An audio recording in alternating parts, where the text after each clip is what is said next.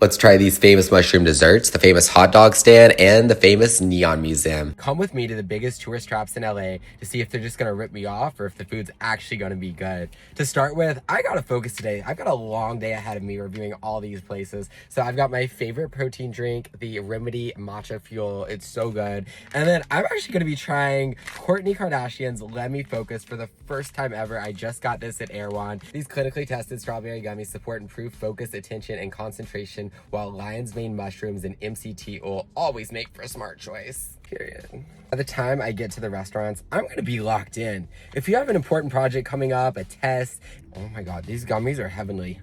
This is probably the best gummy I've ever had. Now I get what all the hype's about. I always pass by this little hot dog stand, but I've never popped in. We've made it to the famous Tell of the Pup. It was founded back in 1946. There's actually a speakeasy upstairs. It's called the Lucky Tiki Bar. It doesn't open till 5 p.m., so I can't go right now. But I found out there's this hidden pickle jar, and this is where you buzz the intercom to get in. So it's hidden in this pickle barrel. How funny is that? The entrance to the Tiki Bar is right over here, so I'm definitely going to be coming back later.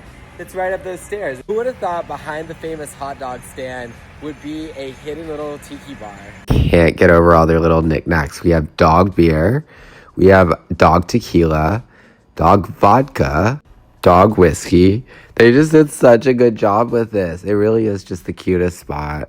It makes me wish I had a dog to bring here. And they even have this little dog water station. Look at that. Okay, let's start our order.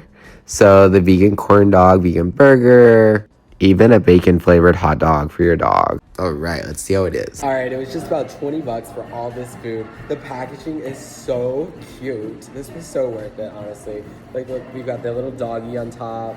This is my vegan dog. We've got vegan chili in it. And I did all the works. This is their best hot dog they have. And then I did the vegan animal style fries with vegan cheese and vegan chili. We're going all out today. Screw In-N-Out's animal fries. These are incredible. I really want to try the vegan corn dog next time. I figured since I'm here, I've got to try their classic vegan dog. It's really flavorful. So sad that I'm like the only one in here because this is actually really good and it's so cute in here and it's affordable. I only got 3 hours of rest last night, but I'm surprisingly locked in for this review. Thank you, Kourtney, for your Let Me Focus. I'm gonna start taking it whenever I go to the movies. I always fall asleep during every movie. I'm gonna take it when I'm doing my taxes, when I'm doing my editing, when I'm going on a date and I need to really reflect on my life. I thought it was like a placebo. I just didn't believe it, but I looked at the reviews. It's got 4.5 out of 5 stars and it's only 30 bucks. I saw it there at Erewhon. I was like, I gotta try this. If you wanna try Let Me Focus, the link is down below. I can only eat so much in a day, so let's go to a museum. You know what I really think is a tourist trap?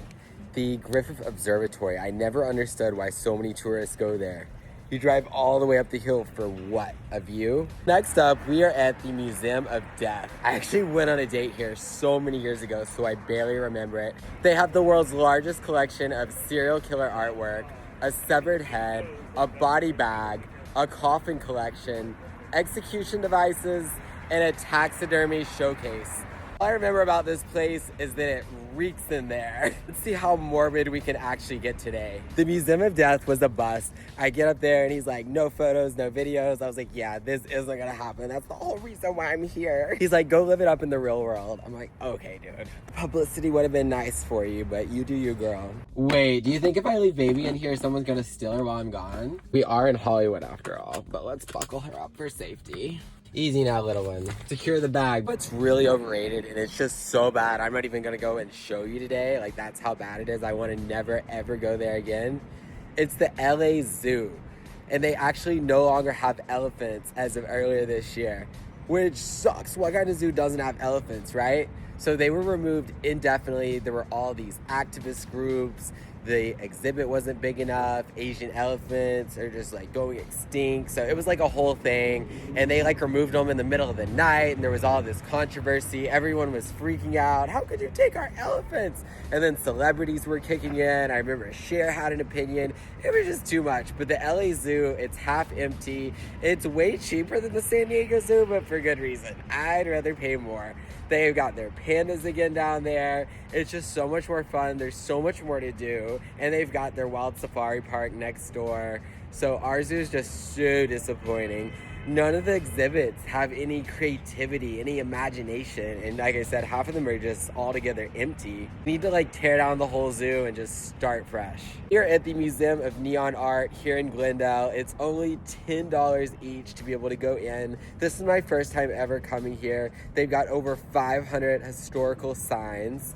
They've restored so many. It's the only museum in the world exclusively dedicated to electric media and neon art. So what a quirky place. Let's see if it's actually any good. Maybe it's the only museum of that nature in the world for good reason, because there's not really much demand. I think what I'm most excited in here about is the 37-foot long neon dragon that once hung outside the Grauman's Chinese Theater on the Walk of Fame in Hollywood. Let's take a look around. Look at all these colorful lights. It was actually really loud in there. Imagine that many like large commercial signs all in like a room or two. It was pretty insane just to see everything in person. And here's the Grauman's dragon from the 50s. This is what they're most known for. I'm obsessed with that still. That is the coolest thing. But yeah, they've got every color of the rainbow in here.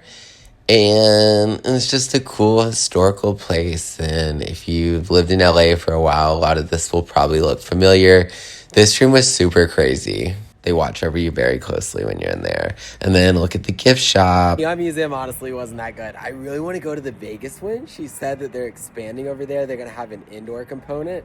But I feel like Vegas is the place you really want to go to a neon museum, not really LA. Just a couple rooms to explore. It was still cool. Like, I don't really regret going. But if you're in the area, if you happen to be at the Galleria and you just want something different to do, but definitely don't drive across town like I did to come here. But they're really nice. I mean, for $10, why not? We have made it to Artelise Patisserie. They have one in Sattel, one in Studio City, and one in Burbank. So I'm at the Burbank location today.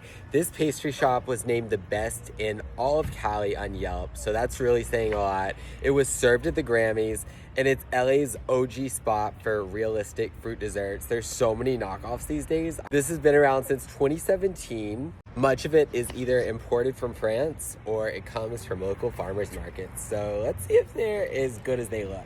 So we've got the matcha croissant. Then we got what I got, the mango cruffin, some pistachio, hazelnut. They're all so pretty. I want to try them all. Dubai chocolate. I really want to try the peanut one and the raspberry one.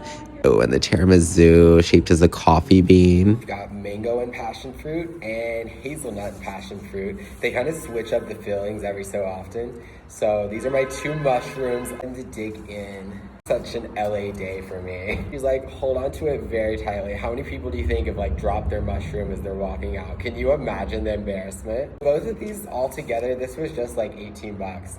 Like so worth it for two gourmet pastries, a total of 18 bucks. It's too pretty to mess up. Oh. There's just really no cutesy demure mindful way to cut this open. Like, at the end of the day, it's gotta be chopped open. This one is so creamy inside. It's time for the big reveal. Oh my God.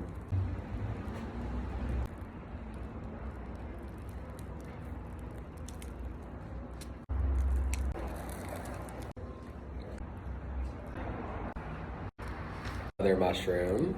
These are some of the best desserts I've ever had in LA, to be honest. Like, these are so good. How have I lived here so long and never even tried this place? I think this one's my favorite. I just love how gooey it is. I love how layered they are and how they have just different textures. Those were so good. Oh my God. Of the places I went today, this patisserie I went to here at the end was by far my favorite. That's not a tourist trap at all. Like, that shit is so good.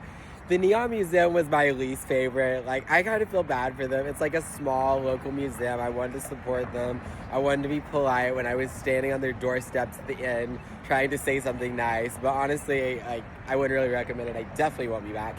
And the hot dog stand, it's just really cute. You don't really go there for the food. The food's whatever, but it's just like, it's just a fun little thing. You do it once and you never go back. That was it for today's video. Thank you for watching. Be sure to share this video with someone that you want to try that patisserie with there at the end. And comment and let me know if you've ever tried any of these places and what you thought, or if you've ever been to the LA Zoo and if you think it's as awful as I do. Literally, my hometown of Chattanooga, Tennessee has like a better zoo in my opinion than the LA Zoo. Like, That's a problem. Wait, is this a joke? It's gonna take 50 minutes to get home from Burbank? No wonder I never come over here. Screw Burbank. Screw the valley. All right, see you next time.